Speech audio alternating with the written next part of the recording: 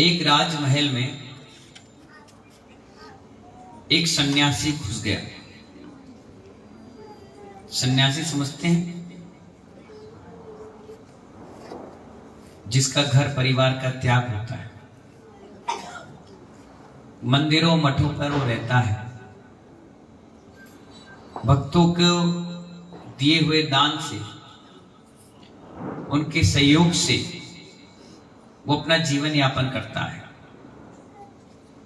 प्रभु भक्ति में लगा रहता है। ऐसे एक सन्यासी राजमहल में घुस गया। चौकीदार ने उसको रोकना चाहा, वह माना नहीं और सीधा राज दरबार की ओर बढ़ चढ़ा। जब राजा के नजदीक पहुंच गया तो उसके आसपास के सिपाहियों ने सोचा हो सकता है ये राजा का परिचय का होगा, इसलिए आगे के सिपाहियों ने इसको रोका नहीं और वो सीधे आकर के राजगद्दी पर जाकर के बैठ गया। राजा भौचक्का, प्रजा भौचक्की, आसपास के सिपाही वीर भट्ट सब भौचक्के। अचानक राजा ने कहा, महात्मा जी आपने क्या किया? उन्होंने कहा क्या किया? बोले मैंने कोई गलत काम नहीं किया। बोले ये कोई धर्मशाला नहीं है, ये कोई मठ आश्रम नहीं है कि आप कोई भी आए और बैठ जाए। ये मेरा राज दरबार है, यहां का राजा हूं मैं, इस गद्दी पर मैं ही बैठता हूं और कोई नहीं बैठता। उन्होंने कहा ये धर्मशाला ही है। क्या कहा? ये धर्मशाला ही है और मैं धर्मशाला समझ के ही इस राज दरबार में आया हूं। बोले कैसे? बोले एक बात बताओ, एक बात बताओ, एक गद्दी पर तुम कब तक बैठोगे? बोले जब तक हूं जब तक बैठूंगा, उसके बाद मेरा उत्तराधिकारी बैठेगा, उसके बाद उसका वंशज बैठेगा। बोले इसलिए तो मैंने इसको धर्मशाला कही। इस संसार में कोई परमानेंट नहीं है, कोई परमानेंट नहीं है, सब मुसाफिर हैं। कुली की तरह कई लोग आते हैं, सामान रख देते हैं, मुसाफिर सामान लेकर ट्रेन में चढ़ता है, जब जिसका गंतव्य आता है वो उतर जाता है, ट्रेन अपने स्थान पर चली जाती है, कुली वहीं खड़ा रह जाता है। ये भी एक धर्मशाला है। आचार्य भगवान कहते हैं कब तक हर चीज को अपना कहोगे? कब तक इस शरीर को अपना कहोगे? कब तक परिवार को अपना कहोगे? कब तक अपने मकान को अपना कहोगे? आज जिस मकान में रहते हो, सांस रुकेगी ना तो उठाकर बाहर कर दिए जाओगे। ना ठंड की चिंता होगी, ना गर्मी की, ना बारिश की, चाहे ओले आए, बरसात हो, तूफान हो, एक क्षण के लिए भी तुम्हारे शरीर को घर पर नहीं रोका जाएगा। जिस दुकान से गद्दी से चिपक कर बैठते हो, जिस पर थूक लगा लगा कर नोट गिनते हो, तुम्हें लोग सलाम ठुक करके सेठ जी के हिसाब से सम्मान देते हैं, वो भी जिस दिन तुम चले जाओगे तुम्हारे बच्चे को देखकर कहेंगे क्यों सेठ जी कहाँ हैं? वो कहेगा अब इस दुनिया में नहीं है। ओहो ठीक है, चलो तुम ही काम कर लो। कौन है तुम्हारा? किसे अपना समझ रहे हो? पूरी दुनिया स्वार्थ पर टिकी है, कोई तुम्हारा नहीं। किसे अपना कहते हो? शरीर नहीं, पत्नी नहीं, बच्चे नहीं, परिवार नहीं, दुकान नहीं, मकान नहीं, गाड़ी नहीं, कोई तुम्हारा नहीं है। आचार्य भगवान कहते हैं तो तुम्हारी आत्मा, और कोई नहीं। और इसके अलावा इस दुनिया में तुम्हारा कोई साथ नहीं देगा, सब स्वार्थ के हैं। आप देखिए, आप एक्सपायर हो गए, किसको चिंता है तुम्हारी? किसकी चिंता कर रहे हो तुम? किस लिए इतना पाप कर्म का उदय अपने साथ लेकर जा रहे हो?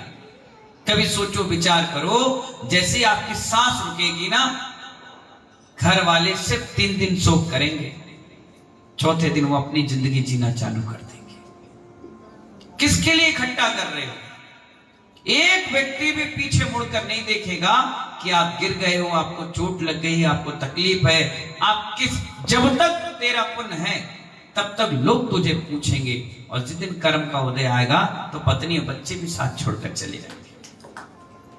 किसके लिए हम इकट्ठा कर रहे हैं? क्यों इतना तामझाम कर रहे हैं? कभी कभी अकेले बैठकर चिंतन करना, विचार करना, सोचना, क्या मिलेगा, क्या करके बुराई करके क्या मिल जाएगा, किसी का कमेंट्स करके क्या मिल जाएगा, किसी को नीचा दिखाकर क्या मिल जाएगा। आज तुम दिखाओगे तो सोचो, वो भी तो सोच कर बैठा है, मौका मेरा भी आएगा। आज तीर कमान में है तो कल निशाने पर भी लगेगा, कौन किसको छोड़ेगा।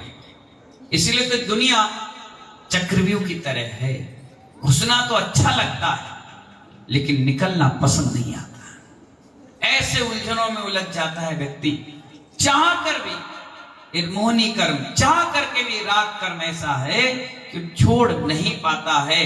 तनिक से वैराग आने के बाद फिर वापस संसार में फंस जाता है। आचार्य भवन कहते हैं, सराय सम जगत पाता, सराय सम जगत पाता, कोई आता कोई जाता। सराय सम जगत पाता, कोई आता कोई जाता, मुसाफिर से कहे नाता, एक दम का गुजारा है। मुसाफिर से कहे नाता, एक दम का गुजारा है, नहीं कुछ किसी के है, हमारा यहां कौन किससे वास्ता है, कोई किसी से नहीं। क्या कवि ने क्या सुंदर पंक्तियां लिखकर कही। रेल के डिब्बे में टिकट कटाकर बैठी हो, कहते हुए मेरी सीट है।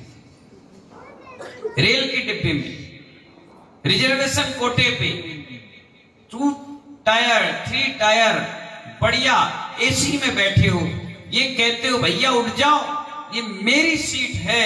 और महानुभाव, ऐसे कितने लोग सुबह से शाम तक उस सीट पर बैठ करके ये कहते कि मेरी सीट है। कितने लोग कहते हैं।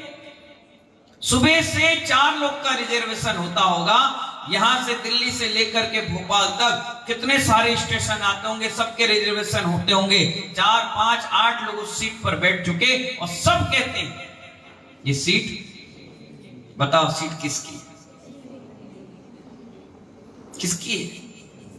सीट भी हंसती होगी कभी कभी, ये पागल है, मेरा मालिक तो आज तक कोई बन नहीं पाया, तू क्या बनेगा। 50-100 रुपए की टिकट में तू सोचता है कि ट्रेन की सीट मैंने खरीद ली। नोट भी जो 500, 1000 का, 2000 का आपने जेब में डाल रखा है, महानुभाव वो भी हंसता है। तुम जेब में रख कर कहते हो ये मेरा है, ये मेरे पैसे है, और थोड़ी देर के बाद वो किसी को दे देते हो, वो कहता है कि मेरा है। पैसा भी बड़ा हंसता है कि बताओ कैसे लोग हैं, क्षण भर में मेरा बनाया, क्षण भर में ही पराया बना दिया। कितने दिन का सुख है। तो आचार्य भवन कहते हैं, सब कहते हैं सीट मेरी है, मगर उस डिब्बे की सीट किसकी है? किसी की नहीं है। इसी तरह ये मेरा घर, ये मेरी दुकान, ये मेरा शरीर, ये मेरा पैसा, मिथ्या दृष्टि दिन रात इस तरह के 8 रौद परिणाम बनाता है। कौन बनाता है? मिथ्या दृष्टि जी ऐसे परिणाम रोज बनाता है। और आचार्य वन कहते हैं, सम्यक दृष्टि जीव जानता है कि ये सब वस्तु मेरे संयोग हैं। क्या है ये? सिर्फ इस मनुष्य भाव के संयोग हैं। पैसे के लिए मैं नहीं हूं, मेरे लिए पैसा है। पैसे के लिए मैं नहीं हूं, मेरे लिए पैसा है। इसलिए महानुभाव, ये भेद विज्ञान बहुत जरूरी है। कौन सा भेद विज्ञान? भेद विज्ञान बहुत इंपॉर्टेंट है। जब तक हमें भेद विज्ञान नहीं जानते, तब तक आप व्यवहार में डूबे हुए हो, और वही सम्यक व्यवहार नहीं है। आचार्य भगवान कहते हैं कि इस व्यवहार मत को समझिए, ना तुम्हारा है, ना किसी का है, ना किसी का कभी हो पाए। कोई कितना कुछ कहे, हम सभी लोग भी एक सहयोग के रूप में आए, आपके बीच में बैठे, आपका पुण्य था, देखिए, तीर्थंकर का विहार और साधुओं का संयोग चतुर्मास का या विहार का पुण्य योग से रहता है। 4 महीने का 20 साल के बाद एक नसीब आया पुण्य, और वो पुण्य सिर्फ कुछ घंटों का रह गया। इसके बाद जैसे ही शाम होगी, मुनिराज अपने अलग गंतव्य की ओर विहार कर जाएंगे। आचार्य भी कहते हैं साधुओं को चलते रहना चाहिए। पानी रुकता है तो गंदा हो जाता है, निर्मल बहता हुआ रहेगा तो निर्मल और पवित्र रहेगा। एक स्थान पर रहेगा, ज्यादा समय तक रहेगा तो सड़ेगा, बदबू देगा, फिर पीने योग्य नहीं रहेगा। इसलिए साधुओं से ना आपको राग हो, ना आपको मोह हो, ना आपसे ज्यादा कोई घुल मिल पाए, और साधु निरंतर चलता चला जाए। एक बात बताओ, मैं अगर साल भर भी रुक जाऊं तो क्या मुझे कोई भगा देगा? 2 साल भी रुक जाऊं, 3 साल नहीं रुक सकता, कोई कह ही नहीं सकता कि आप महाराज जी जाइए। कौन कहेगा? इसलिए तो साधुओं के मंगल प्रवेश में एक चीज लिखी जाती है, मंगल आगमन। क्या लिखा जाता है?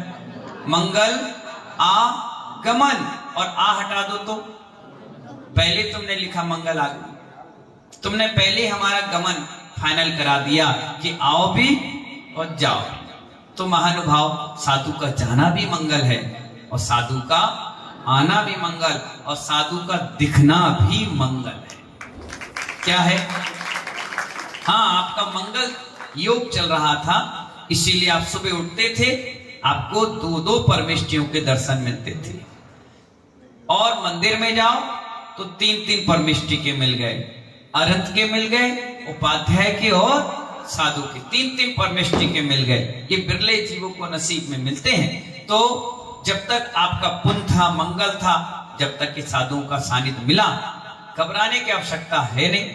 अभी 1.5-2 महीने के बाद फिर रिटर्न टू पवेलियन, वापस फिर एक पंचकणा प्रतिष्ठा महोत्सव के लिए, फिर गजरत महोत्सव के लिए, फिर कार्यक्रम और उत्साह उमंग के लिए मानवा फिर आपके अंदर, आपके बीच संस्कार के बो कर जाएंगे। और इतना ही समय निर्धारित था, इतना ही पुण्य आपके पास था, इतना ही सहयोग आपके साथ था जो आपके साथ रहा।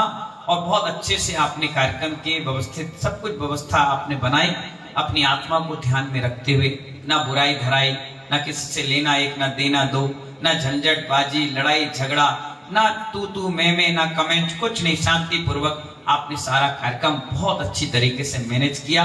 बहुत अच्छा लगा। नए खिलाड़ी इस क्रिकेट के मैदान में आए, ना उन्हें बैट पकड़ने का तजुर्बा था, ना बॉल पकड़ने का तजुर्बा। कई तो हिट विकेट होने वाले थे, हम ही ने पकड़ के बचाया। पता चला बॉल फेंकना था ऐसे, वो अपने खिलाड़ी को दे मारे। मैंने ये क्या कर रहे? अच्छा, ऐसा नहीं खेलना। हम एम्पायर थे, हमें को डिसीजन देना पड़ रहा था। हमने कहा भैया ऐसा नहीं, ऐसा खेलो, ऐसा नहीं, ऐसा खेलो। हमको भी उनकी तरह बन करके समझाते रहे, आगे बढ़ाते रहे। कोई माइक पकड़ना नहीं जाने, कोई मंच बनाना ना जाने, कोई विधान करना ना जाने। और ये तो चलो ठीक है, नहीं जानते, जो जानते हैं वो और करने ना दें। अरे तुम पागल हो, तो ऐसा होगा क्या? नहीं, अरे भीड़ ही नहीं हो पाएगी, अरे भैया कपड़े फट जाएंगे, अरे यार लुट जाओगे, अरे यार बर्बाद हो जाओगे, कहां से करोगे? उनका उत्साह और खत्म कर दे। मैं आकर के पंप लेकर के भरूंगा, अरे मैं तुम्हारे साथ हूं, चिंता नहीं, अरे सब हो जाएगा, सब हो जाएगा। और वाकई में उनकी श्रद्धा भक्ति ऐसी थी, मैंने जो कह दिया उससे एक कदम उन्होंने आगे काम किया। बहुत अच्छी सोच थी सबकी, यंग बैच थी, पूरे लोगों ने बड़े जोर शोर के साथ, चाहे कैसी भी व्यवस्था उन्होंने मैनेज करी हो। मुझे ये लगा ही नहीं कि मैं डबरा और कस्बे में बैठा हूं, मैं तो ग्वालियर संभाग में बैठा था। और ऐतिहासिक आयोजन पूरी वर्षा योग समिति ने की, और जैसा आरोग्यमय वर्षा योग था महानुभाव, वाकई में आरोग्यमय रहा। कोई बीमारी नहीं, कोई दिक्कत, कोई परेशानियां, कोई किसी प्रकार के कुछ नहीं, बहुत अच्छा रहा। एक दिन भी किसी साधु का अंतराय नहीं हुआ, पूरा वर्षा योग गजब का। मेरे अपने किताब की डायरी में तो डबरा का नाम स्वर्णमय अक्षरों में लिख दिया। हर चतुर्मास में एक ना एक तो अंतराय आते ही है, बीमारी आते ही है, कभी दिक्कत आ जाए, कोई परेशानी आ जाए, लेकिन अब क्या बहुत अच्छा रहा। यहाँ के दाना पानी का पुण्य बहुत तेज था, बहुत गजब का पुण्य का तेज था। मैं हमेशा सोचता था अब भी वर्षा योग में इतनी बोलियां हो गई, इतने लोगों ने दान दे दिया, अब शायद नहीं आएगा, लेकिन और आगे बढ़कर और आगे बढ़कर और आगे बढ़कर मैंने सोचा पंचकर्म में पता नहीं लोगों का इंटरेस्ट होगा नहीं। आज भी देखिए 2-2 पात्र आ रहे। मैंने पहले कहा था रोज एक ना एक 2-2 पात्र आपको मिलते चले जाएंगे, और ऐसे उत्साह उमंग। आज का गोद भराई का कार्यक्रम बताइए आपको कैसा लगा? इसलिए आपको अच्छा लगा क्योंकि पिछली बार 5 दिन में सारा कार्यक्रम हो गया, ना आपको गोद भराई का मौका मिल पाया, ना आपको मन भराई का कार्यक्रम मिला। अब 3 महीने मिले हैं, 90 दिन का टॉक टाइम आपके पास, खूब लाइफ टाइम यूज करिए कार्यक्रम। ऐसा पैकेज आपके अंदर डाल के जा रहे हैं, ऑनलाइन कोई दिक्कत नहीं होगी आपको, ना वो डिलीट होगा, ना कोई एसएमएस आएगा कि आपका वाउचर खत्म हो गया। खूब इतना अच्छा पुण्य आपको देके जा रहे हैं, खूब पुण्य कमाइए, खूब पैसे कमाइए, कोई दिक्कत नहीं, ठीक है। 10 तारीख को जैसी पंचनाद प्रारंभ हो फिर दिल खोल करके दीजिए, खूब अच्छा लगेगा आपको। चंदा प्रभु भगवान का पंचकर्म देखने में आनंद आएगा, आपको खुशी मिलेगी। और तो और चारों तरफ आपकी तारीफें हो रही है डबरा वालों की कि आपको अच्छे साधु मिल गए जो आपका पैसा सही जगह पर लगवा रहे हैं। सड़ता, कोई लूटता, कोई घूमते, कोई चोरी कर लेता, कहीं घाटा हो जाता, कोई खा के भाग जाता। अब आपका दिल इतना बड़ा हो गया है कि आपका पुण्य इतना बढ़ा दिया कि आपका पैसा संत भवन में साधुओं की सेवा में लग रहा है। 3-3 संत भवन आपको मिल गए। इधर जाओ तो भेषण धाम, यहाँ जाओ तो भेषण भवन। अब 16 तारीख से भेषण कुटीर के रूप में आपको मिल गया। अब तो आप साधु को आराम से सिर पर चढ़ाओ, आराम से लेकर के आओ और खूब रोको डबरा में, और हमारे जैसा खूब बढ़िया चातुर्मास कराओ, खूब सेवा करो। कभी कभी कोई साधु के अंदर भेदभाव मत करो, हमारी बुराई उनसे नहीं और उनकी बुराई हमारे पास मत करो। सबसे बढ़िया सिद्धांत ऐसे ही है। पूरे वर्षा योग में मैंने कभी किसी साधु की बुराई नहीं सुनी, बताओ किसी ने सुनाई हो? और मैंने सुनी हो, और ना मैं कभी माइक से किसी साधु की बुराई करता। क्यों? क्योंकि आज हम उनकी करेंगे तो कल वो हमारी भी तो करेंगे। और बिगाड़ता कौन है? इस साधु के लिए ये श्रावण, इधर की बात उधर, उधर की बात इधर। तो इससे क्या होता है, अगर साधु कान का कच्चा होगा तो लड़ाइयां हो जाएंगी, अब पक्का होगा तो बिल्कुल भी डिस्टर्ब नहीं करेगा। तो इसीलिए इधर की बात उधर नहीं, उधर की बात इधर नहीं, आराम से अपनी जिंदगी जिए। आपको अच्छा लगा हो वर्षा योग तो ग्रहण करना, और नहीं अच्छा लगा हो तो बाहर डस्टबिन है, लिखना और उसमें स्वाहा कर देना, अर्गम ने पामती स्वाहा। इससे आपके अंदर की भावना निकल गई, आपका कहना भी हो गया और हमारा बोलना भी हो गया। इसीलिए बिल्कुल भी जिंदगी में एक डायरी में नोट कर लेना, कभी किसी की बुराई नहीं करना, चाहे कोई भी हो, कैसे व्यक्ति हो, ना बुराई सुनना ना बुराई करना। यही चतुर्मास का सबसे बड़ा उद्देश्य। कोई भी कुछ कहे बहुत बढ़िया रहा, बहुत बेहतरीन रहा, आनंद आया, जिसको लेना था उसने लिया, उसको नहीं लेना तो नहीं लिया। अपन तो भैया चौकीदार हैं, आवाज देकर जा रहे हैं, धर्म का पुण्य दे रहे हैं। जो आ जाएगा सो ले लेगा और नहीं लेगा तो एज यू लाइक। आप भी अपनी पसंद से चीज ले सकते हैं, हम भी अपनी पसंद से दे सकते हैं, बड़ी ठीक है ना। कल सुबह का अंतिम उपदेश ठीक 9 बजे आपको सुनने मिलेगा। 1 बजे राइट टाइम यहाँ पर पिछी का परिवर्तन आचार्य गुरुवर विराट सागर जी महाराज का, जो हमारे गुरुदेव है, उनका 32वां आचार्य पदारोहण दिवस। सोचिए कितनी छोटी अल्प आयु में उन्होंने आचार्य पद लिया, और आज पूरे विश्व में 450 दिगंबर साधुओं का सानिध्य, गजब का, उनके शिष्यों की मंडली का गजब की। ऐसे शिष्यों के सरताज गुरुदेव का क्या मनाएंगे? आचार्य पदारोहण दिवस। बढ़िया दीप प्रज्वलन, अनावरण, पूजन, खूब भक्ति भाव के साथ। अभी भक्ति जो रहेगी वो कल दोपहर के कर लेना, और उसी बीच पिच्छी आएगी, पिच्छी बदली जाएगी, और मंगल उपदेश के साथ सभी को सम्मान समारोह के साथ ये वर्षा योग भी समापन। अब अगले की तैयारी करें, है ना। तो ऐसी मंगल भावना के साथ सभी को बहुत बहुत आशीर्वाद। मैं अक्सर कहता हूं 4 पंक्तियां अक्सर कहता हूं और हर जगह कहता हूं और बढ़िया आंख बंद करके आप सुनिए, आपको बहुत अच्छा लगेगा। हो सकता है आपने सुनी भी होगी, और नहीं सुनी हो तो कोई बात नहीं, याद ताजी कर लेना, और नहीं सुनी तो अब याद करते रहना। बहुत अच्छी पंक्तियां हैं, कवि ने लिखी है, मैंने तो लिखी नहीं। कभी मैं कविता, पंक्ति, भजन कीर्तन करना मैं भूल गया, मैं अब अध्यात्म की ओर उतर चुका हूं, इसलिए बड़े ध्यान से सुनी आंख बंद करके, है ना। मौसमी ए हवा फिर चले ना चले, मौसमी ए हवा फिर चले ना चले, खिल गए फूल जो फिर खिले ना खिले, खिल गए फूल जो फिर खिले ना खिले, एक नजर प्यार से देख लो साथियों, एक नजर प्यार से देख लो साथियों, क्या पता फिर तुम्हें हम मिले ना मिले, क्या पता फिर तुम्हें हम मिले ना मिले। इसीलिए महानुभाव सभी को बहुत बहुत आशीर्वाद। हमारे विश्व शाम सागर जी महाराज, आयम उपाध्याय वैष्णव सागर मुनिराज, हमारे संग में रहने वाले बच्चे, हो सकता है बाहर से अतिथि पधारे हुए हों, कोई रिलेटिव आए हों, कोई भक्तगण आए हों, कई प्रकार के लोग इस वर्षा योग में यत्र स्थानों से आए हों। किसी के भी क्रिया से, किसी के आने जाने से, बोलने से कोई आपके डबरा जैन समाज को ठेस पहुंच गई हो तो उन सब की तरफ से क्षमा कर देना, सब क्षमा भाव रखना, किसी से कोई बैर भाव नहीं रखना। और आपसे कोई गलती हो गई हो या उनको या हमको ऐसा लगा हो कि नहीं करना चाहिए, तो हम सभी लोगों ने भी आपको क्षमा कर दिया। हाथ जोड़िए, बोलिए उत्तम क्षमा, ओम नमः, सबको क्षमा, सबसे क्षमा, ओम नमः सिद्धेभ्यः।